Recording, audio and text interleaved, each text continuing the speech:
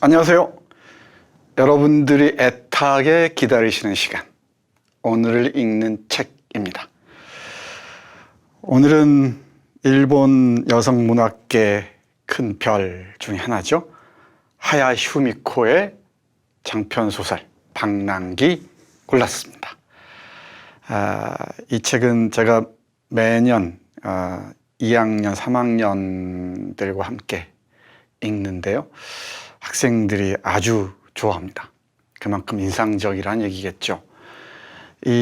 오늘 읽는 책을 들으시고 좀 모자라다 싶으신 분은 정선태 TV에 들어가시면 유튜브에서 아주 상세한 그 강의 내용을 들으실 수 있습니다. 제가 지금 홍보하고 있는 중입니다. 뭐 꼭 그러실 필요 없습니다만은 하야시 후미코 많이 들어보셨죠? 아마 가네코 후미코를 생각하시는 분이 계실지 모르겠는데 다른 사람입니다. 전혀 다른 사람입니다. 하야시 후미코의 장편소설 방랑기 보겠습니다. 책을 읽으실 때는 이렇게 포스트잇도 이쁘게 붙이시고 하셔야 됩니다. 해서 쭉 넘겨보면 바로 내가 읽을 때 어떤 부분에 표시를 했는지, 밑줄 그었는지 금방 눈에 보이죠. 그래야 나하고 가까운 동무가 됩니다. 그런데 딱 손에 닿는 문장이 이렇네요. 가난이라는 것이 이렇게 우리의 몸과 마음을 황폐하게 만들어 버린다. 잔혹할 정도로 적나라해진다. 네, 가난이라는 것이 이렇게 우리의 몸과 마음을 황폐하게 만들어 버린다. 이 가난과 대결해 온 작가 하야시 후미코의 삶의 기록이 선명하게 드러난 방랑기입니다. 많은 사람들에게 강력하게 추천합니다. 그럼 방랑기의 작가 하야시 후미코에 대해서 짧게 알아볼까요? 숙명적인 방랑자라고 제가 덧붙였습니다만은 그야말로 이 작품에서 드러나듯이 작가 자신이 어떤 숙명적인 운명적인 방랑자 의식을 지니고 있었던 것 같습니다. 1903년 일본 야마구치현 시모노세키에서 태어났습니다. 시모노세키 익숙하죠? 네, 맞습니다. 식민시대 때 우리가 부산에서 배를 타고 일본에 도착하는 곳이 바로 시모노세키, 관부연락선, 부관연락선이 오가던 곳이죠. 1928년에 방랑기를 연재를 시작하고요. 30년에 방랑기와 속방랑기를 간행하는데 공전의 히트를 쳤다고 합니다. 해서 가난에서 벗어나서 어느 정도 여유를 되찾았던 것 같아요. 해서 31년 11월에 조선과 시베리아를 거쳐서 파리로 여행합니다. 이때 여행기가 3등 여행기라는 제목으로 번역이 되어 있습니다. 42년에는 동남아에 종군합니다. 이 동남아 종군의 기억들을 소설로 갈무리하고 전후의 이 허무와 비애를 다룬 작품을 간행하는데요. 그게 바로 뜬구름입니다. 대표작이자 걸작이죠. 패전이죠. 일본의 입장에서는 패전. 이후 1948년에 단편소설 천루준 국화를 발표합니다. 대단히 중요한 작품입니다. 한번 꼭 찾아서 읽어보시기 바랍니다. 말씀드렸듯이 51년에 뜬구름을 출간합니다. 숙명적인 방랑자 하야시 후미코. 그 모습은 사진에서 본 바와 같습니다.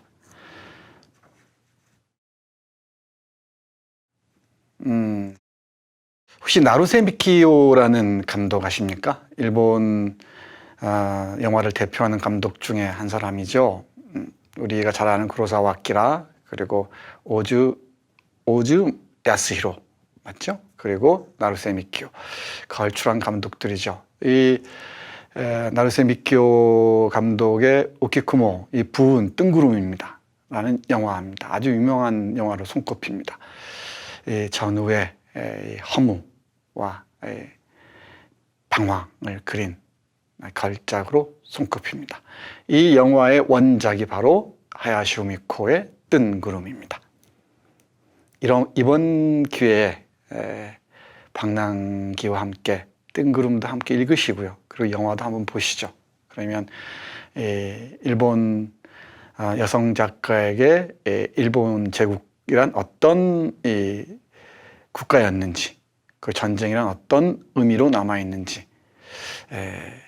다른 시선으로 바라보실 수 있을 겁니다.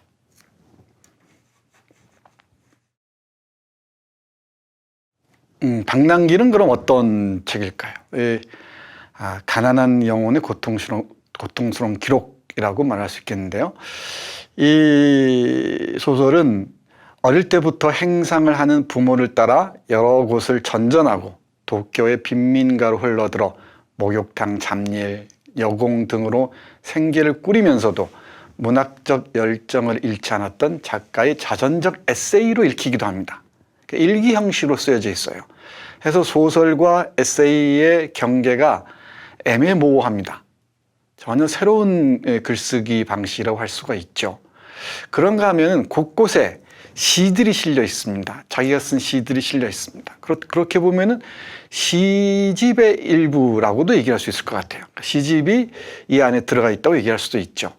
그래서 다양한 글쓰기의 경계를 허물면서 이 소설이라는 형식을 취하는 그런 작품이라고 보시면 좋을 것 같습니다. 해서 쌀을 뒷박으로밖에 살 수 없는 사람들에게 마음이 양식이 되는 소설, 이렇게도 말할 수 있습니다. 에세이이면서 소설이면서 시에 대한 그 해설로 읽을 수도 있는 그런 경계가 애매모호한 글쓰기의 이 벽을 허무는 그런 작품으로 읽으시면 좋을 듯 합니다.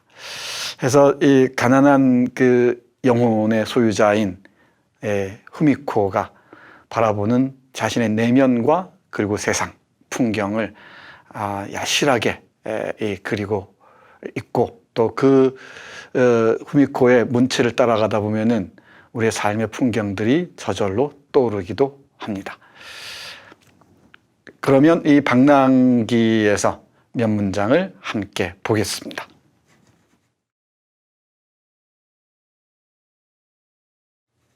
이 책을 펼치면 맨 앞에 이렇게 적혀 있습니다. 나는 기타 큐슈의 어느 초등학교에서 이런 노래를 배운 적이 있다. 깊어가는 가을밤 낯선 타향에서 외로운 마음에 나홀로 서러워 그립다 고향 산천 보고픈 내 부모님. 이 노래 기억하시죠? 깊어가는 가을밤에 하는 노래입니다. 일본에서도 유행했고요. 우리도 잘 알고 있습니다. 그 다음에 이렇게 적혀 있습니다. 나는 숙명적인 방랑자다. 내게는 고향이 없다. 아버지는 시코쿠의 이오 출신으로 광목 행상을 했다. 어머니는 큐슈의 사쿠라지마에 있는 온천의 여관집 딸이다. 고향에 돌아갈 수 없는 부모를 둔 탓에 여행이 나의 고향이었다. 나는 숙명적인 방랑자다. 내게는 고향이 없다. 그리고 고향에 돌아갈 수 없는 부모를 둔 탓에 여행이 나의 고향이었다. 여행이 곧 나의 고향이었다. 이 문장만으로도 방랑기는 압도적인 힘으로 다가옵니다. 그리고 참 오랫동안 기억에서 사라지지가 않습니다. 나는 숙명적인 방랑자다. 내게는 고향이 없다. 여행이 나의 고향이었다. 어떤 작가의 한 문장이 긴 울림으로 남을 때가 있죠. 제가 보기에 일본 문학사에서 잊히지 않을 문장 중에 하나가 아닌가 싶습니다. 나는 숙명적인 방랑자다. 여행이 나의 고향이었다. 그리고 이렇게 덧붙입니다. 죽느냐 사느냐 여하튼 여행을 떠나고 싶습니다. 이 숙명적인 방랑자 아니고서야 죽고 사는 문제와 여행이 이렇게 연결될 수 있겠습니까? 삶의 정처를 두지 않고 여행을 통해서 고향을 발견했던 하야시 후미코의 내면 풍경 어땠을지 조금은 추측해 볼 수도 있을 것 같죠? 그리고 또 가난의 문제를 빼놓을 수가 없죠. 가난은 영혼을 잠식한다 라고 제가 얘기를 했는데, 독일의 어떤 감독의 영화 불안은 영혼을 잠식한다 해서 따왔습니다. 이 책을 압도하고 있는 게 바로 이 가난에 관한 사유들입니다. 그 가난 때문에 겪어야 했던 그 고통들 말할 것도 없고요.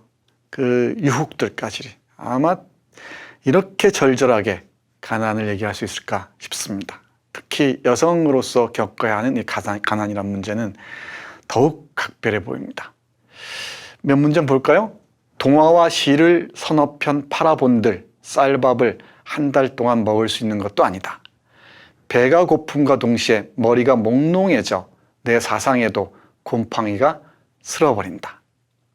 내 머릿속에는 프롤레타리아도 부르주아도 없다. 그저 흰 쌀밥으로 만든 한 줌의 주먹밥이 먹고 싶다. 그리고 우리가 조금 전에 읽었던 문장이죠. 가난이라는 것이 이렇게 우리의 몸과 마음을 황폐하게 만들어버린다. 그리고 또 이렇게 말하기도 합니다. 빈민은 태어나면서부터 사생아처럼 추락한다. 절절하죠? 이런 문장들, 이 에센스, 작가 정신의 에센스가 고스란히 드러나는 문장들을 얻기까지 얼마나 많은 고통을 통과했겠습니까? 미루어 헤아릴 수가 있습니다. 이런 에센스에 해당하는 문장들을 보다 보면은 이 소설의 밀도를 어느 정도 가늠할 수 있을 것입니다. 네, 한 문장 더 볼까요? 이 작품에서 우리의 눈길을 끄는 것 중에 하나가 작가 하야 슈미코의 독서 편력입니다. 어떤 책을 읽는지 보면은 그 작가의 사상적 반경을 헤아릴 수가 있죠. 이 사상의 깊이가 어느 정도인지를 우리가 잴 수가 있습니다. 크누트 함순부터 시작해서 체호프, 이시카와 다쿠보크, 막스 슈티르너 등등 수많은 작가와 사상가들이 등장합니다. 이 어떤 책들을 읽었는지 그 책들을 하나하나 헤아리다 보면은 바로 그 작가의 또는 이 소설의 화자의 어떤 사상적인 이 문의가 우리 앞으로 가까이 다가온다는 것을 알 수 있을 겁니다. 그중에 한 구절 볼까요? 언제나처럼 헌책방에 갔다. 아저씨, 오늘은 좀 후하게 쳐주세요. 좀 멀리까지 가야 하거든요. 조 작가의 헌책방 영감님은 언제나처럼 사람 좋은 미소를 주름 아래 숨긴 채 내가 내민 책을 손에 들고 찬찬히 살펴본다. 요즘 제일 인기 있는 책이에요. 금방 팔릴 거예요. 슈티르너의 자아경이라. 이랜 쳐줄게. 이런 문장을 읽으시면은 바로 막스 슈티르너가 누군지, 자아경이란 누군지를 찾아봐야죠. 근데 안타깝게도 막스 슈티르너의 책은 우리나라에는 공식적으로 간행되어 있지가 않습니다. 식민지시대 지식인들 사이에서는 대단한 인기를 끌었던 책이죠. 아나키즘, 개인주의적 아나키즘의 고전 중의 고전으로 손꼽힙니다. 그리고 그 옆에 바로 이 키타라 하쿠슈의 시인이 소개되어 있고요. 키타라 하쿠슈라는 시인의 시가 소개되어 있고요. 이처럼 수많은 그 시인들, 소설가들, 사상가들이 가난한 영혼 하야시 우미코와 함께하고 있습니다. 여러분들도 어떤 책을 한 권 읽으실 때 그 작품에 등장하는 인물들이 어떤 책을 읽는지, 어떤 그림을 보는지, 어떤 음악을 듣는지 주목하실 필요가 있습니다. 그 음악과 그림과 책들이 그 인물의 성격을 구성하는 중요한 요소가 되거든요. 다음 문장 볼까요? 그리고 이 하야슈미코의 방랑기에 주목해야 할 것은 사회적 약자, 자기보다 못한 사람들에 대한 동정과 연민 또는 일본인이라는 부끄러움들입니다. 특히 조선인을 바라보는 시선에서 그런 점을 확실하게 볼 수 있는데요. 잠깐 볼까요? 광부 2명이 기듯이 다가왔다. 이틀이나 굶었다고 했다. 도망한 거냐고 아버지가 물었다. 둘 다 조선인이었다. 오리오까지 가야 한다며 돈을 빌려달라고 몇 번이나 머리를 조아렸다. 아버지는 말없이 50전 은화 2잎을 꺼내서 하나씩 지어주었다. 제 방 위로 찬바람이 불고 있었다. 덥수룩한 두 조선인의 머리 위로 별이 빛나고 있었고 이상하게 우리는 오들오들 떨고 있었다. 일엔을 받은 두 사람은 우리 수레를 밀어주면서 마을까지 조용히 한참을 따라왔다. 정말 기가 막힌 문장입니다. 일본으로 돈을 벌러 온 조선인 2명이 있죠. 또는 강제징용을 당했는지도 모르겠습니다. 조선인 광부 2명이 길을 가고 있는 모양이죠. 돈을 빌려달라고 하니까 후미코의 아버지가 은하 2잎을 한 잎씩 나눠주죠. 근데 함께 가는 길에 별들이 빛나고 있고요.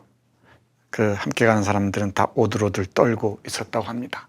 그런데 이 두 사람은 우리 수레를 밀어주면서 마을까지 조용히 한참을 따라왔다고 합니다. 이 동행의 의미가 무엇일까? 저는 이 문장에 대해 주목하라고 학생들에게 강조를 합니다. 여러분들에게는 어떤 의미로 다가옵니까? 일본 제국주의를 비판하는 일본 시민들과 우리 한국의 시민들의 연대 가능성을 이 텍스트에서 발견할 수 있지 않을까, 저는 그렇게 생각합니다만. 앞에서 말씀드렸듯이 이 책에는 많은 시들이 포함되어 있다고 했죠. 아주 많습니다. 아주 많은 시들이 포함되어 있는데 그 중에 긴 시의 한 부분 보겠습니다. 여성 작가 우리 하야시 후미코의 어떤 정신의 일면을 볼 수 있는 시 9절입니다. 후지산이여, 너에게 머리를 숙이지 않는 여자가 홀로 여기 서 있다. 너를 비웃는 여자가 여기 있다.